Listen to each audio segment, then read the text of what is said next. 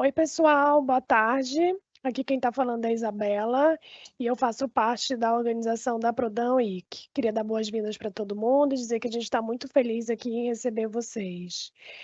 Antes de começar a nossa palestra, eu vou para alguns avisos.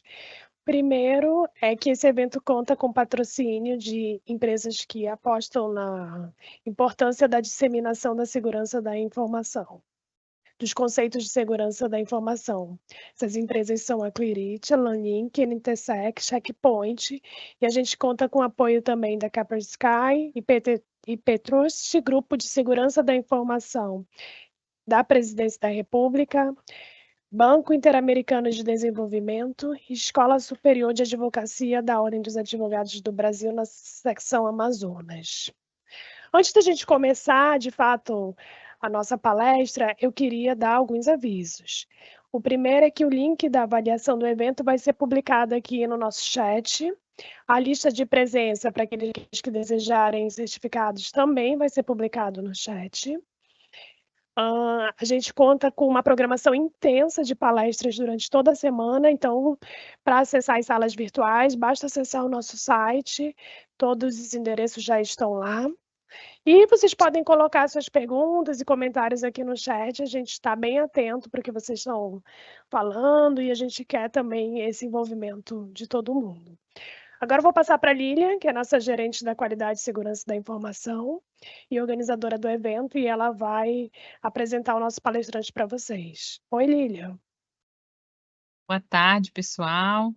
Obrigada pela presença de todos. Obrigada ao Santiago por ter aceitado o nosso convite para participar desse evento. Então, esse é um evento anual que a gente faz de conscientização de segurança da informação e a gente abre, já que a gente está fazendo remoto nos últimos anos, para o Brasil inteiro, até para o mundo. Quem quiser compartilhar os links podem ser compartilhados. E temos a honra, então, de ter o Santiago. Ele é consultor sênior do BID, de Segurança da Informação. Temos feito grandes trabalhos com ele aqui já no Amazonas e nos grupos de segurança que o BID apoia, com grande maestria. Então, temos um especialista para a gente explorar bastante a visão dele de mundo. Então, é uma honra ter o Santiago conosco nessa tarde para compartilhar conosco, e eu pedi para ele trazer esses desafios, né, da cibersegurança no mundo e na nossa América. Então, o Santiago vai se apresentar para vocês e aproveitem o evento, gente. Muito obrigada, Santiago. Obrigado, Lilian, e obrigado a todos por seu tempo. Eu sou Santiago Paz, trabalho no BID como especialista sênior em cibersegurança, mas eu trabalhei muito tempo também no âmbito do desenvolvimento de políticas públicas de cibersegurança no governo do Uruguai. Eu estou baseado em Washington agora, mas trabalhei mais de 20 anos em cibersegurança. Então, como falou Lilian, hoje eu vou falar dos desafios e as tendências da segurança cibernética que temos principalmente na região, mas todo o tempo vou fazer uma comparativa com o que acontece no mundo, na Europa, Norte América, no Norte global. Como vocês podem notar, eu falo portunhol, então minhas desculpas, eu vou tentar falar o mais tranquilo, o mais devagar possível. Então, primeiro, uma coisa aqui que não podemos negar é que os números confirmam que cada vez temos mais cyberincidentes, cada vez temos mais ataques cibernéticos. Temos um crescimento de 95% em 2022 e cada vez mais os governos, as organizações, as empresas, tudo tem impactos que são não somente uma questão da técnica, mas o negócio se vê impactado. Os estudos mais confiáveis falam que 0,5% é 1% do PBI tem um impacto devido à cibersegurança. Então, é muito importante trabalhar em cibersegurança, investir em cibersegurança, temos que fazer um investimento não somente em tecnologia, mas também em RH, também em mudar o contexto atual para poder enfrentar uma ameaça que, ano tras ano, é cada vez mais grande. Sempre falo a mesma coisa e hoje não vai ser a exceção, novamente. Eu gosto de falar que a cibersegurança não é uma coisa que tenha uma só dimensão. Cibersegurança tem muitas dimensões, tem uma dimensão que é muito enfocada no marco institucional, a governança, gestão estratégica, que fala de como vou trabalhar a nível país, a nível empresa, a nível estado, a nível município, como é minha estratégia de gestão a longo prazo da cibersegurança e como é minha estratégia institucional para a cibersegurança. Marco regulatório, especialmente no âmbito do governo, que é no âmbito que nós trabalhamos, muitas coisas, a empresa privada pode fazer todas as coisas que não estão proibidas, mas o governo somente pode fazer as coisas que estão permitidas. Essa pequena diferença fala que todas as coisas que faz um governo tem que ter um marco regulatório que apoie. Ao mesmo tempo, o marco regulatório também promove desenvolvimento da indústria privada de cibersegurança. Então, o marco regulatório também trabalhar em o desenvolvimento do mercado privado de cibersegurança no país é uma das dimensões da cibersegurança. Depois, os padrões, operações, tecnologias, o clássico, a coisa mais típica que falamos o Standard ISO 27000, o NIST Cybersecurity Framework, centros de operações de cibersegurança, um SOC, um CSIR, as tecnologias, Zero Trust, EDR, tudo isso o típico. Tem a parte de capacidades. Hoje, uma das coisas que vou falar muito é essa parte de capacidade e a parte da talento humano, a parte de RH, que é uma dos desafios e as tendências mais importantes.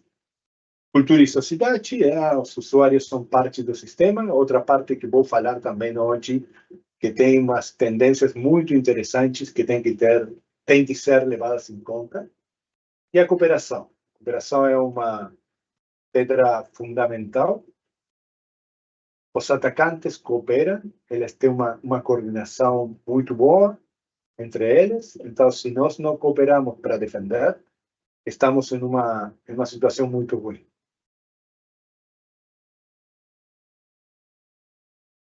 A situação da região. A região, quando eu falo da região, estou falando de 32 países, onde somente 13 países têm uma estratégia nacional de cibersegurança. Somente 20 países têm um Centro Nacional de Tratamento de Incidentes de Cibersegurança. Somente 21 têm marcos legais para o cibercrime. Somente 9 países têm planos de proteção de infraestrutura crítica. Estou falando que 24 países não têm nenhum plano para proteger a infraestrutura crítica. 16 países não têm leis de proteção de dados personais. 22 países não têm um órgão central da cibersegurança. Então, infelizmente, a situação da região é uma situação muito vulnerável. É uma situação que, para os atacantes, é muito tentadora, muito boa, porque um atacante não, as fronteiras, os bordes geográficos não têm sentido no ciberespaço. Então, um atacante vai tentar atacar aquela organização ou órgão que tenha menor capacidade de defesa.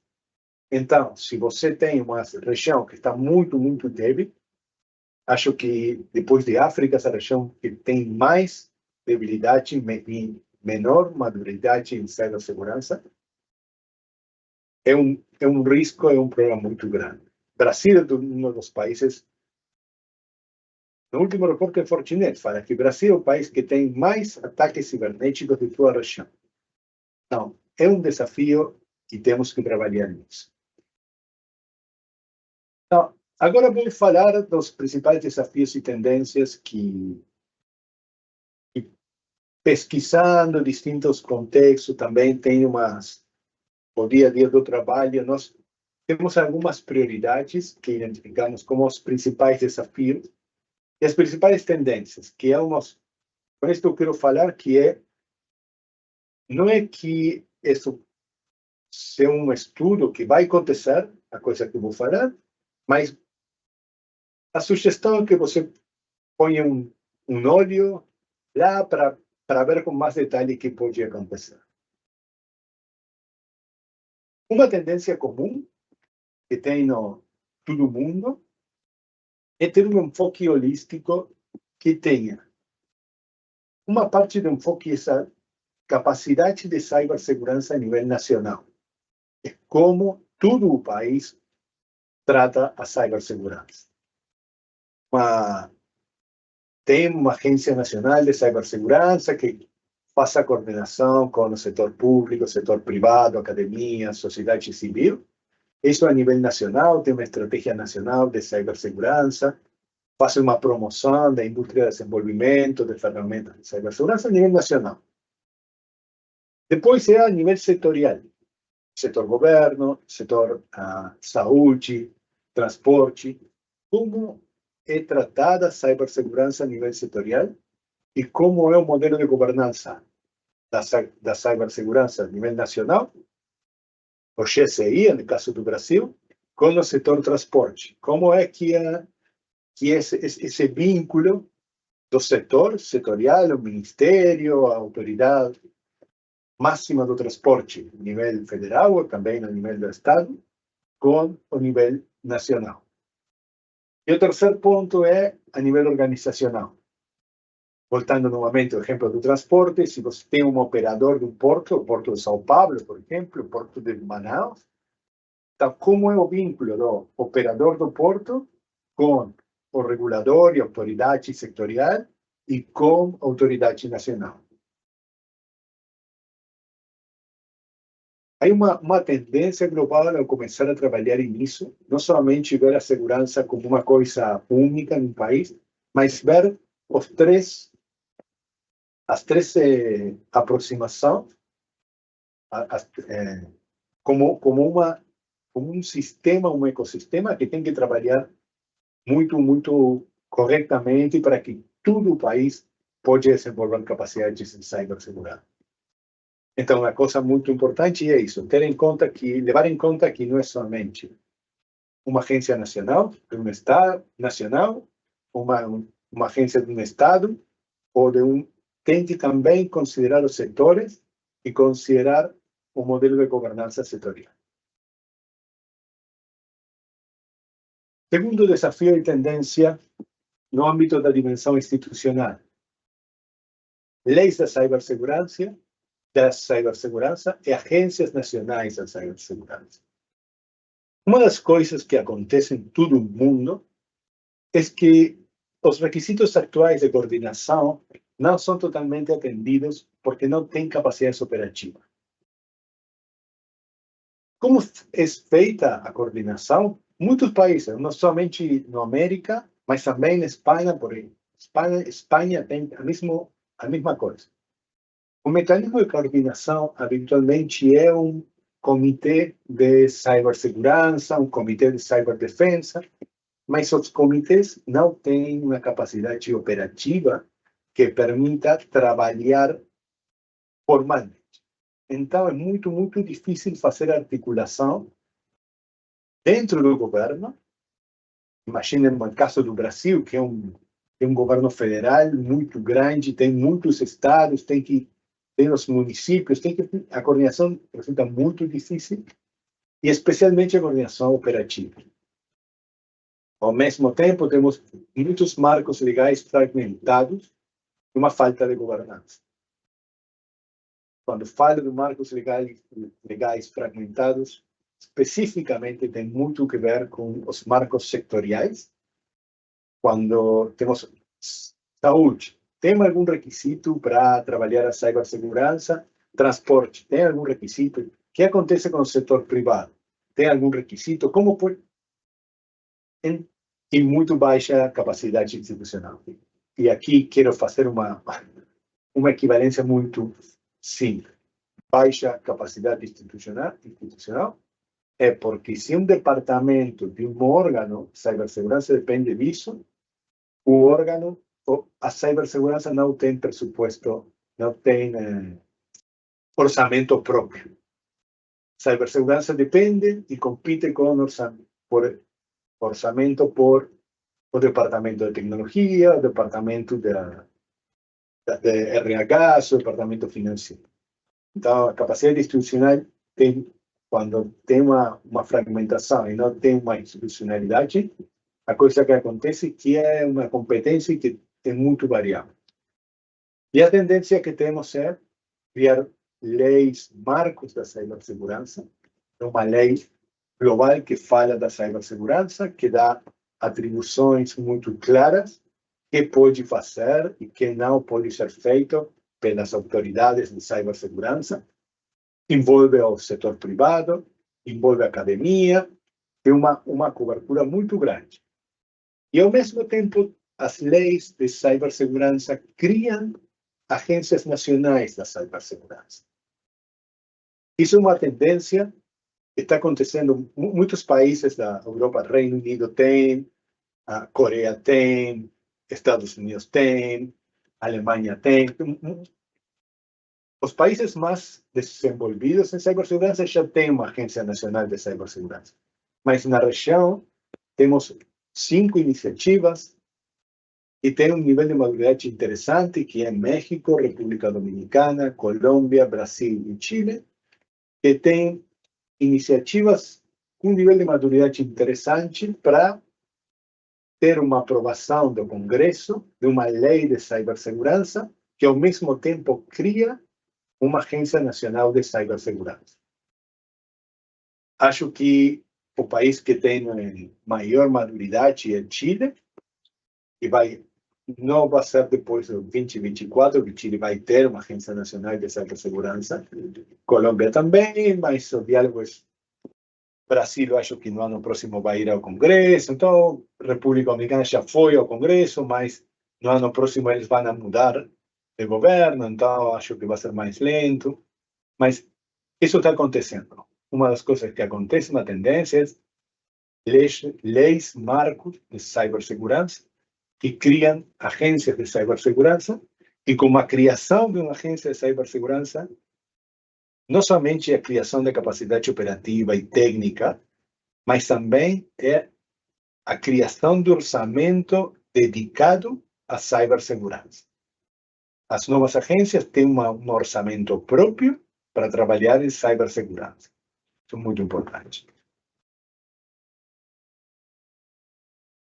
Outro desafio é tendência. Mais um marco regulatório operativo, que é a privacidade. Por que acontece isso? O GDPR, que é o marco de proteção de dados personais europeu, teve um impacto muito forte, não somente na Europa, mas a nível global. Então, isso fez que todos os usuários da internet, os usuários dos dispositivos digitais, teléfonos móveis, todos começamos a ver um cambio no comportamento dos sistemas informáticos. A coisa mais tradicional foi que um dia, maio do ano passado ou outro, não lembro, mas me lembro de maio, você deseja aceitar as cookies, mensagem novo. Mas todo mundo que navegava na internet começou a ter essa mensagem. Quando você tem um iPhone e descarga uma app, allow, permitir no aplicativo tu traquear o usuário, allow app to track, é uma mensagem nova. Então, os usuários começam a reconhecer esse comportamento e a valorizar esse comportamento. Quando os usuários começam a fazer isso, as organizações e as empresas começam a ver que não é somente uma coisa de compliance, cumprimento. Era o típico, privacidade é cumprimento. Eu vou para a agência, eu tenho meu DPO, eu tenho meu declarativo anual do risco. Feito. Não, agora as empresas, particularmente a empresa privada, começam a ver que é uma vantagem competitiva ter boa segurança, cibersegurança e privacidade. Então, hoje os usuários valorizam e logo exigirão. Apple conhece isso. Por isso, a Apple é uma empresa que promove, eu sou uma empresa que protege, que cuida da privacidade de meus usuários. A mesma coisa faz Google. Então, qual é a tendência? Porque isso acontece, isso vai acontecer, e nos próximos anos, se você não trabalha a parte de privacidade UX, a interface do usuário, e como a privacidade, como a gestão da privacidade é mostrada pelo usuário, se você não trabalha nisso, uma coisa que vai acontecer é que os usuários não vão confiar mais nos sistemas digitais que você tem. Então, a Apple está fazendo um trabalho muito importante em privacidade, mostrando de cara do usuário que eles cuidam da privacidade. Google está fazendo a mesma coisa, Android faz a mesma coisa, todos estão fazendo isso. O que tem que fazer os governos? Se os governos não fazem a mesma coisa, o usuário vai pensar com razão: Apple cuida de meus dados, Google cuida de meus dados. E o que está fazendo o governo?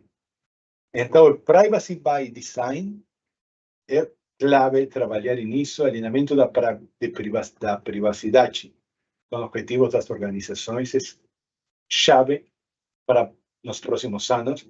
Tem que trabalhar desenvolvimento by design, no momento de desenho do aplicativo, tem que levar em conta a parte de privacidade UX. Of course, é muito importante cuidar os dados, portas dentro. Mas é muito importante também a comunicação, a UX que você tem com o X, desculpa, X, o X que tem com o usuário. Outra das tendências. Capacidade, da dimensão da capacidade e educação, o talento humano. Esses são os últimos dados que tem no estudo que é feito todos os anos pelo ISC2, que é uma NGO que trabalha os aspectos de cibersegurança e tem certificações personais de cibersegurança, que fala que o Global Cybersecurity Workforce, a quantidade de pessoas necessárias para trabalhar no mundo, increasou 26% no ano. Isso quer dizer que há uma demanda não satisfeita de 3,5 milhões de profissionais, tudo. Norte América cresceu, Europa e Ásia cresceu, Ásia-Pacífico cresceu. A única região que não cresceu, mas desceu.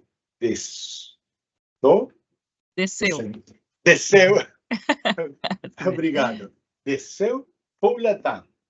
E é muito interessante ver que de Latam, o país que mais desceu foi o Brasil. O Brasil tinha uma demanda insatisfeita, estimada, de uns 400.000 profissionais em cibersegurança, mas agora tem somente 312.000.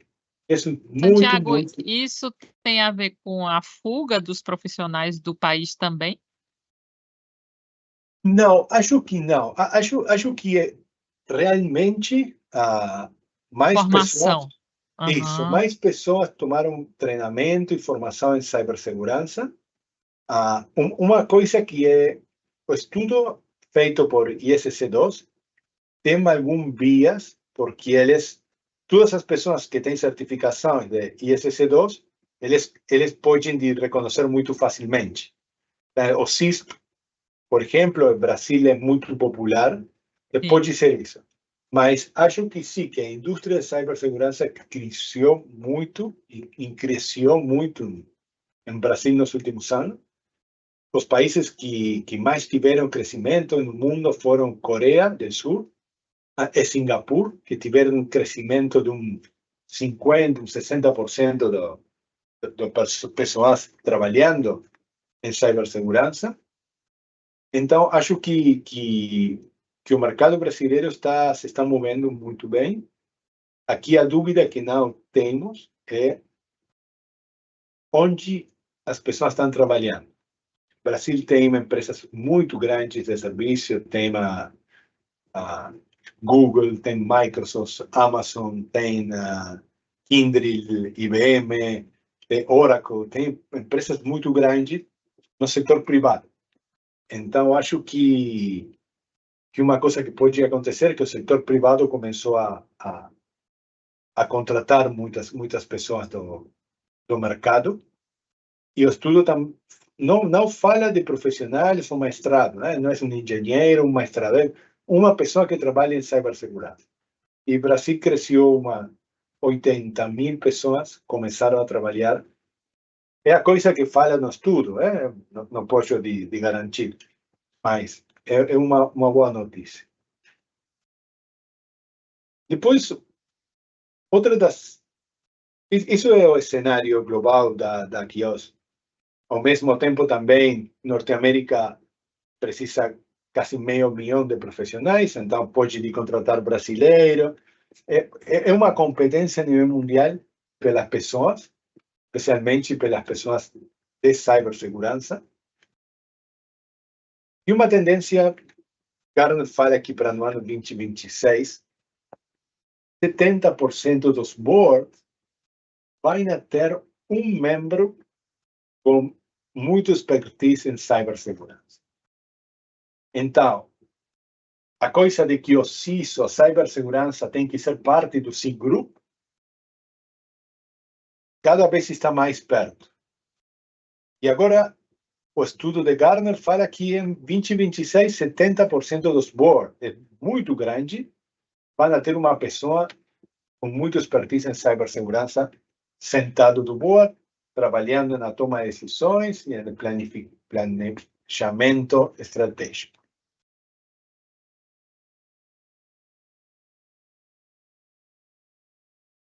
Com isto em mente, uma das coisas muito importantes é que o CISO agora vai trabalhar, vai estar no board. Então tem que saber falar a mesma língua que o board. Tem que conhecer o negócio.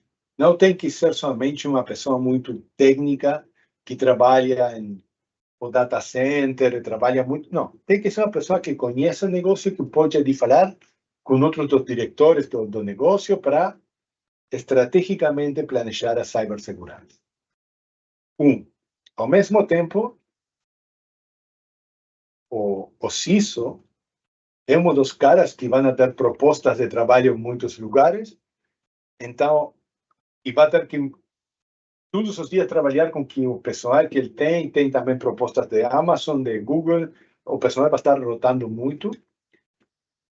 Então, do meu ponto de vista, os governos têm que mudar a forma de recrutamento e remuneração que tem. Hoje, as empresas grandes têm uma remuneração muito mais boa que os governos, mas, ao mesmo tempo, também tem uma forma de trabalho que é mais conveniente para os profissionais. Podem trabalhar remoto, tem outros benefícios, podem trabalhar no horário que eles gostem. Então, e ao mesmo tempo o recrutamento feito muito agressivo. LinkedIn, todo o tempo você tem propostas, você quer trabalhar, tem uma posição nova, etc, etc. Isso é o ponto 1 que hay que ter em conta, as mudanças de recrutamento na remuneração, que os governos têm que levar em conta. Segundo, análise das estruturas. que é uma coisa que estamos fazendo com Lilian, compreender como essa estrutura que tem nos distintos órgãos do governo para trabalhar em cibersegurança e ter um planejamento muito bom, porque se você tem uma estrutura muito pequenina, só uma pessoa, esse que a probabilidade que essa pessoa mude de trabalho e você não tenha ninguém trabalhando em cibersegurança é muito alta. E outra coisa é a requalificação, reskilling. Reskilling do pessoal para trabalhar tecnicamente, mas também do CISO, que agora tem que ser parte do board, ou uma pessoa do board que agora tem que ter conhecimento e expertise em cibersegurança. Outro dos desafios e as tendências é isso, é uma escassez de RHs, tem que um CISO que vai ser agora ter um rol muito mais importante na organização, então agora tem que ter uma diferente remuneração, diferentes técnicas de recrutamento, análise das estruturas, planejamento, reskilling, etc.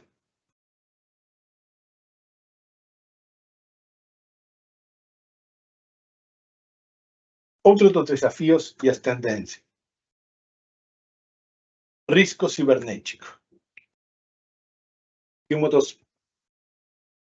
das coisas mais tristes que estão acontecendo, que é a falta de conhecimento de que é um risco cibernético e que o gerenciamento dos riscos é a criação e a proteção do valor para uma organização.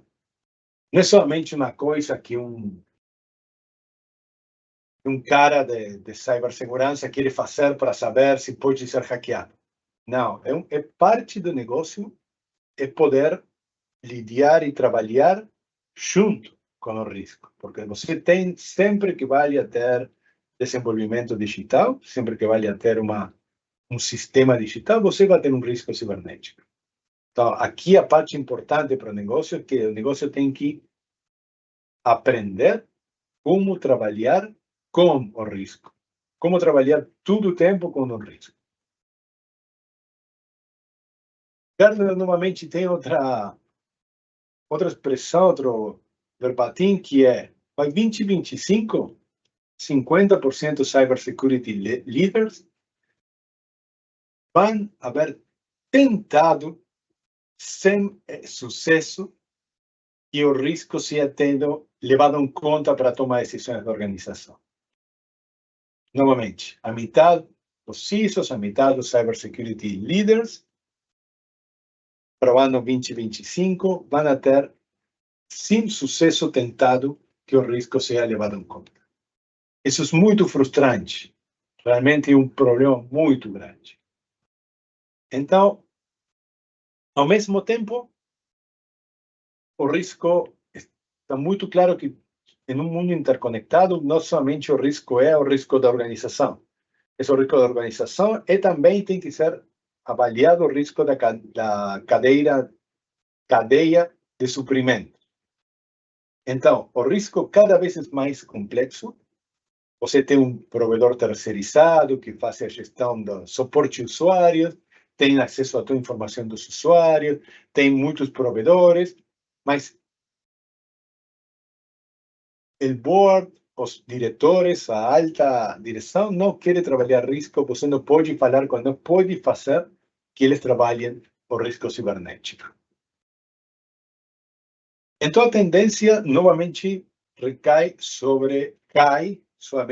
novamente, a tendência é responsabilidade do CISO, que tem que melhorar a comunicação com a alta direção, que é o C-Language, mas não o C-Language que você programava, que era main, include, standard input e standard output. Não, é poder falar a mesma língua que fala a alta direção.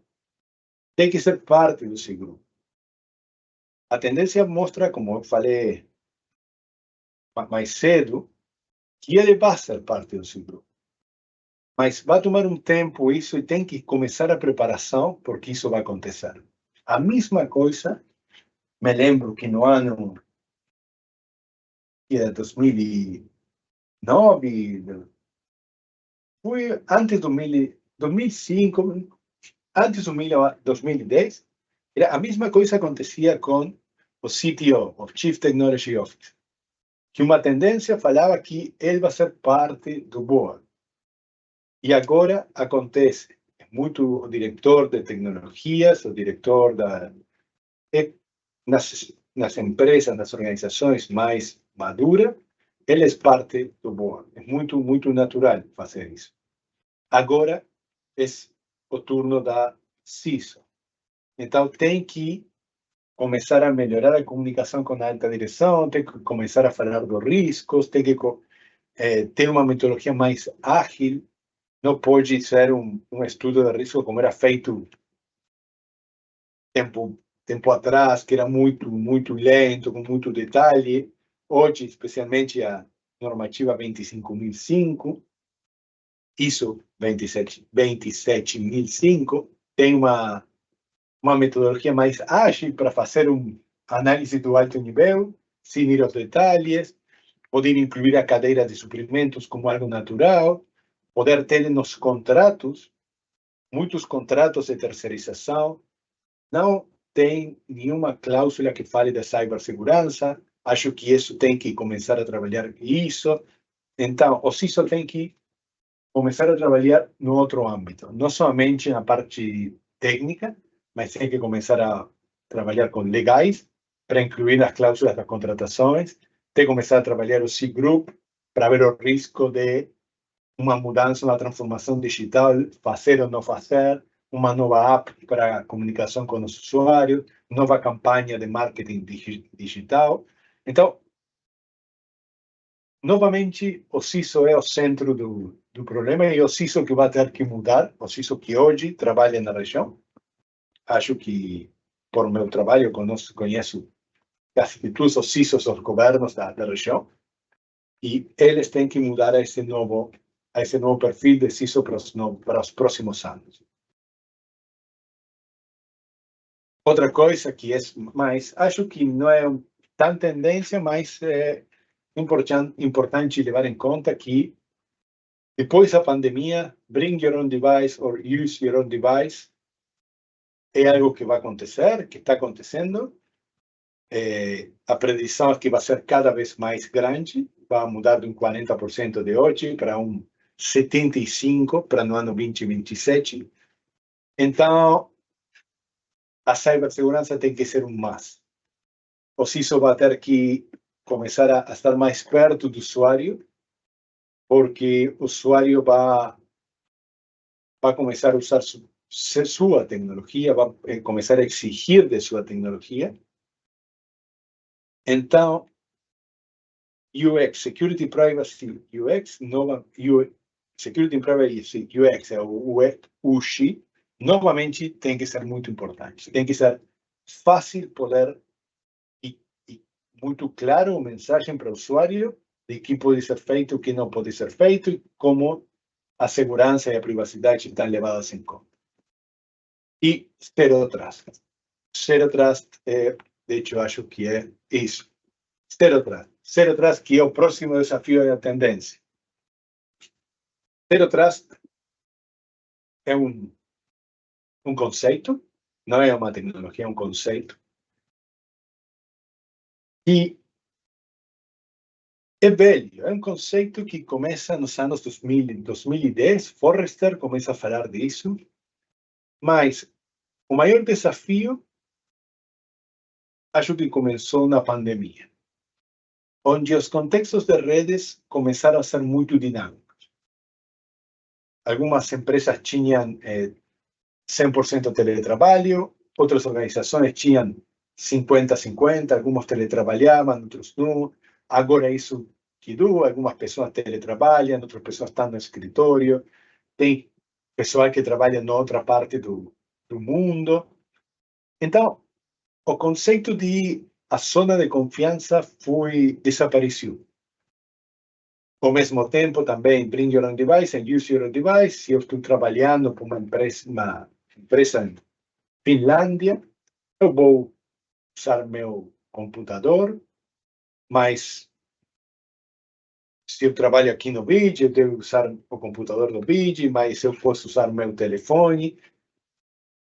Então, é um conceito velho, é um conceito border, porque não é também um conceito totalmente novo, totalmente diferente das coisas que existiam, mas é um conceito que começou a ser usado, acho, mais fortemente na pandemia, e agora a tendência é que vai ser usado sempre, que é um novo conceito que você vai ser, sempre vai ser utilizado. Pero o princípio é nunca confie, sempre verifique, privilégio mínimo, segurança baseada em contexto. E é isso. E por isso eu falo que não é uma inovação super inovadora, é velho, 2010, Forrester. É uma coisa, um defense in depth, isso que é multi-layer security, mas com uma ideia clara. Não confie em ninguém. Então, a equipe de cibersegurança tem que não somente trabalhar nos perímetros de cibersegurança, tem que trabalhar muito forte no endpoint, porque o endpoint vai ser quem vai fazer as conexões diretamente com todo o seu sistema. E a conexão tem que ser tratada como que o ambiente é muito inseguro. A gestão de usuários em multi-factor authentication é chave. Porque se você, todo o tempo quando eu vou apresentar para um novo sistema, a coisa que vai acontecer é o que se conhece como a segurança adaptativa, ou baseada no contexto. Eu vou apresentar meu computador, eu estou no escritório no Vigi, mas quando eu apresento o meu computador para um sistema, novamente vê onde está conectado meu computador, quando foi a última vez que eu fiz uma conexão, que usuário está logueado, eles enviam para mim um multifactor authentication, se eu tenho permisso de fazer isso, se não tenho. Então, a implicância mais grande que tem nisso é que a equipe de cibersegurança tem que trabalhar no perímetro, mas não somente. Tem que começar também a trabalhar muito no fluxo de desenvolvimento dos aplicativos. Porque o aplicativo tem que ser desenvolvido considerando um contexto de muita baixa confiança. Zero trust. E, obviamente, um monitoramento contínuo. Eu ponho uma estrela lá porque vou falar também das tendências do SOC. Tendências do SOC. Todos conhecem que a ferramenta mais eficaz para reduzir o impacto em cyberincidente é o SOC. Por quê? Porque o SOC tem a capacidade de detectar muito cedo um ataque. Então, quando detecta o ataque, o impacto produzido pelo ataque foi muito pequeno. Agora, o que está acontecendo com inteligência artificial? Desenvolver as tecnologias, desenvolver as ferramentas, os artifacts, que é o nome que tem isso em cibersegurança, é muito rápido e muito fácil. E não somente desenvolver uma ferramenta. Eu posso ter uma ferramenta, mas todo meu sistema de defesa conhece essa ferramenta de ataque, mas eu posso usar inteligência artificial para... Você pode fazer uma ferramenta que faça a mesma coisa, mas com um código diferente? E esse é o poliformismo das ferramentas de ataque é um problema muito grande para os sistemas de defesa. Porque então você tem que ter um balance muito grande em muitos falsos positivos, que isso impacta muito na quantidade de esforço que você precisa, a eficiência que você tem, a quantidade de RH que você precisa para fazer o análise, se é um ataque ou foi somente um falso positivo. E um balance com os falsos negativos, porque se você alguma vez não detecta um ataque, depois a consequência, o impacto vai ser muito mais grande. Tá? Isso é uma das coisas que a inteligência artificial está introduzindo. É muito mais difícil identificar os padrões e tem um ataque. Cada vez é mais difícil identificar um padrão de ataque, porque a inteligência artificial tem a capacidade de produzir muito. Ao mesmo tempo, engenharia social, deepfakes, não somente escrever um e-mail para um phishing, poder fazer um vídeo, poder fazer a voz, uma ligação telefônica de seu chefe pedindo que você faça alguma coisa, e agora tem que poder diferenciar. Não é possível, em uma ligação telefônica, para um humano, diferenciar se é um fake ou não. Mas a inteligência artificial também tem que ser usada, e também pode ser usada para defender. E todos os sistemas, o mais velho que eu me lembro para isso foi o Watson, de IBM, começaram a também aprender com machine learning, também tomar decisões respeito aos ataques, para identificar os padrões, para identificar as regras utilizadas para identificar os padrões, para identificar o que acontece depois da resposta ao tratamento do incidente, se foi um incidente falso positivo ou não, e começa a aprender e começa a ser muito produtiva para isso. Zero Trust utiliza muito isso também. Muito do Zero Trust, dessa segurança adaptativa, que eu falei, que é você está conectado de uma IP que é dos Estados Unidos, você tem Windows, tem o último patch posto, a última vez que você fez uma conexão foi ontem. Tudo isso também o sistema pode aprender e pode ser utilizado para a defesa. Então, detecção e análises aprimoradas, por isso, resposta e correção automatizadas, automaticamente o sistema, especialmente utilizando SOAR, pode identificar um padrão e tomar uma ação para deter o ataque, e a segurança adaptativa predictiva. Qual é a implicância que isso tem? Agora, as equipes de cibersegurança têm que ter especialistas em inteligência artificial, porque você vai precisar poder analisar dados.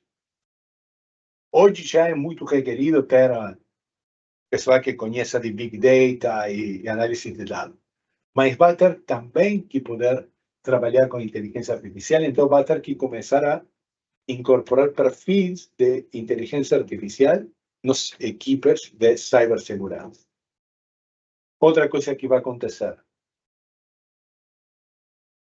Eu falei do Watson, mas todos os fornecedores têm soluções de cibersegurança, de inteligência artificial. Para que a inteligência artificial faça sentido, tem que ter muitas informações para aprender. O aprendizagem é muito lento, então precisa de muita informação. Então, a coisa é que os melhores sistemas de inteligência artificial ficam na nuvem. Estão todos na nuvem, porque é onde eles podem coletar mais informações. Essas informações, antes você tinha tudo sobre o SOC fechado em sua organização. Mas agora você precisa de assistência de inteligência artificial, então vai começar o ponto de compartilhar dados. Dados que podem ser sensíveis. Então também começa tudo uma disciplina de anonimização para poder fazer o tratamento de informações pela inteligência artificial como informações que não sejam sensíveis. E o balanço que eu falei ontem mais cedo da falso negativo, falso positivo. Finalmente, desafios e tendências do aspecto dimensão regulatória e operações e a resiliência. Hoje a resiliência é um ponto clave que está sendo tratado nas regiões mais maduras de cibersegurança do mundo. E é uma resiliência, a capacidade de o sistema de saúde tem que poder continuar funcionando em meio a uma pandemia. sistema de distribuição de energia em meio de um huracão, de uma inundação. O sistema bancário, o sistema financeiro, tem que poder seguir funcionando durante um ataque cibernético. Isso é ser resiliente. O sistema tudo, tem que poder trabalhar, continuar operando em meio de uma crise. Então, o que está acontecendo? Especialmente na União Europeia, tem 3 iniciativas muito grandes. Uma é essa iniciativa NIS2, iniciativa NIS1 no ano 2016, NIS2 no ano 2022, onde começa a identificar os operadores de serviços essenciais e os prestadores de serviços importantes. Isto é a coisa importante, isto é a coisa que eu tenho que proteger. Segunda iniciativa, DORA, que é o Digital Operation Resilience Act, que são requisitos de segurança cibernética especificamente para o setor financeiro. Falei hoje dos riscos. O Conselho da Europa achou que os riscos cibernéticos eram parte do risco financeiro que tinha toda a Europa. A mesma coisa se um euro vai devaluar ou vai incrementar seu valor, e tem a mesma coisa cibernética. Então, todos os operadores do sistema financeiro europeu vão ter no ano próximo, este ano tem que vai ser aprovado como final, mas no ano próximo eles vão ter que começar a ter ações muito claras a nível cibernético para ter resiliência. E terceira iniciativa grande que tem a Europa é Cyber Resilience Act. O Cyber Resilience Act é a ideia é a Europa tem que poder desenvolver produtos de hardware e software, produtos digitais, de forma segura, independentemente de outras regiões.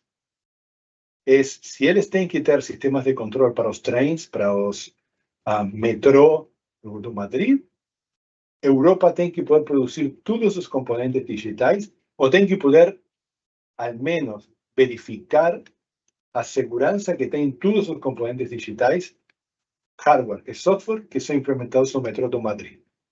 Essa é a expectativa que tem no Cyber Resilience Act. Ter resiliência que os sistemas digitais, independente da coisa que aconteça, eles vão poder continuar operando. Aqui um pouquinho mais de detalhes, eu estou no tempo, temos o NIS2, que fala dos operadores de serviços essenciais, o enfrentamento de risco. DORA, que fala riscos novamente, temos riscos on NIST, riscos novamente em DORA, risco e vulnerability management novamente no Cyber Resilience Act. Aqui tem default category, a maior parte dos produtos não tem maior mudança, mas as coisas que são critical class 1 ou critical class 2 têm que ter evaluações de cibersegurança feitas por third parties, por terceiros confiáveis pela União Europeia. Então, para concluir, que estamos no tempo, e infelizmente eu tenho outra reunião depois. Conclusão. Primeira, tendência primeira. O CISO tem que começar a planejar sua carreira para os próximos anos, considerando que vai ter que ter um papel mais de negócio que um papel técnico. Possivelmente esteja muito mais, trabalhe muito mais perto do board e do equipo de resposta e tratamento de incidente. O CISO vai ter que começar a ter uma formação e uma visão 360 muito mais grande e vai ser responsável por todo o equipo, porque o foco no capital humano, o problema do capital humano é um problema de todo mundo, falta de profissionais na cibersegurança. Então, o CISO é muito importante para ele cambiar sua cabeça, trabalhar mais no negócio, trabalhar mais na visão 360, departamento legal, contratações e o foco capital humano. Ao mesmo tempo, o CISO também é humano e também pode ter mudanças. Então, toda organização tem que ter isso, levar isso em conta, porque pode ser risco que vai haver uma mudança grande. Cibersegurança e privacidade de UX, a interface do usuário tem que começar a comunicar no usuário que a privacidade e a cibersegurança estão levadas em conta, não somente uma coisa de compliance, portas para dentro, tem que ser feito de cara do usuário. Ter atrás como uma tecnologia, a resiliência que se a Europa está fazendo isso, acho que é o ponto de considerar os sistemas completos, ter uma visão muito grande, sistema financeiro, sistema de transporte, resiliência digital é um desafio e um ponto muito forte para levar em conta nas estratégias de cibersegurança. Obrigado. Então, esse é o estudo. Infelizmente, eu não tenho muito tempo, mas se você tem alguma pergunta que queira fazer, algum comentário. Excelente, Santiago, magnífico esse compartilhamento de visão que você trouxe para a gente. Não consegui identificar aqui nenhum comentário.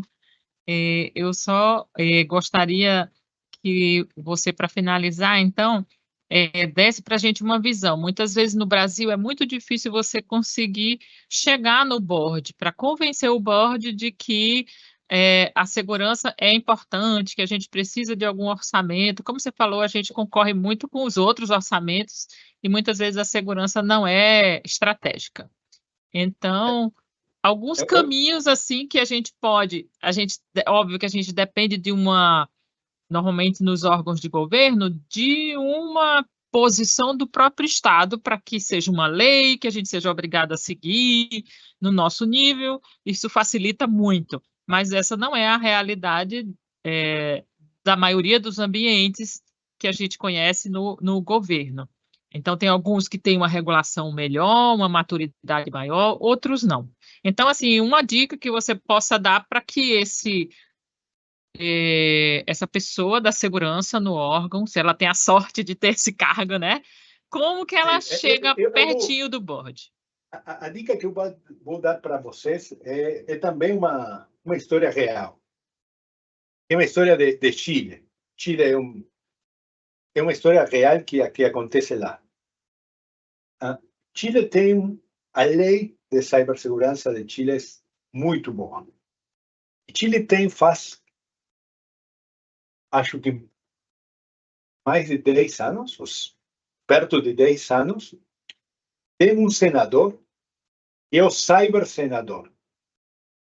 Kenneth Puig é seu nome, é um senador que conhece muito de cibersegurança e trabalha todos os dias com todo o Congresso, com todo o Senado, trabalhando em cibersegurança. Então, minha reflexão para a comunidade dos CISOs. Se eu tiver aqui poder conseguir uma discussão no board, uma discussão em Chile, no Senado de Chile, de cibersegurança, eu tenho dois caminhos. Eu posso tentar de ser eu mesmo um senador, que eu sou CISO e depois começo minha carreira política para ser senador, ou posso identificar o senador que tem mais condições para ser o cybersenador. Acho que minha dica é isso. Não é necessário pensar que o CISO tem que ir diretamente a entregar uma mensagem e ser parte do board da toma de decisões. Minha dica seria identificar no board, nas altas autoridades, nas autoridades das secretárias, dos ministros, quem pode ser a pessoa que poderia ser o delegado de cibersegurança. Porque aqui o desafio é falar a mesma língua que ele fala. Então, se tem uma pessoa que conhece o negócio, que conhece a língua, que conhece a dinâmica, que conhece as outros colegas que trabalham como secretários, o melhor pode ser convencer a essa pessoa, e pode ser de tecnologia, pode ser de qualquer lado, mas a coisa mais importante é que seja parte do grupo da alta direção. Essa seria a minha dica. Ótimo, ótimo. Apareceu uma pergunta aqui. Só qual a certificação, já que você falou para se preparar para o futuro, que o pessoal da segurança deveria buscar aqui no Brasil? Tem muitas, não quero escolher uma especialmente. Tem ISC2, tem certificações, ISACA tem, SANS tem. Depende um pouquinho do perfil da pessoa, se quer ser mais técnico, se quer ser mais de gestão, mais auditoria. Mas sim, acho que ISACA, SANS e ISC2 são os mais populares. Excelente. Obrigada, Então, Santiago. sim, obrigado a vocês, eu só que agradeço, um prazer, né? Muito obrigada, então. Gente, obrigada a todos. Por favor, preencham a lista de presença, avaliem o evento. Santiago, agradeço demais sua participação. Maravilhosa palestra, hein? Muito obrigada. Obrigado. Tchau, tchau. Graças a todos. Tchau, pessoal. Oi, Gente, nós... gente. Lília, então Isso, só Bela, vai antes, lá. pronto. Antes de terminar, só lembrando que a avaliação e a ficha de presença para quem desejar o certificado está aqui na nossa área de perguntas e respostas. E convidar todo mundo para amanhã, às 10 horas da manhã, assistir a palestra sobre a ISO 27001, processos seguros com credibilidade. O endereço da nossa sala virtual já está no nosso site, tá bom? Lembrando que é 10 horas de Manaus, tá, gente? Então, para quem Isso. estiver aí nos outros fusos, uma horinha depois. Isso aí. Então é isso, gente. Obrigada pela participação. Boa tarde para todo mundo. Obrigada, pessoal. Tchau.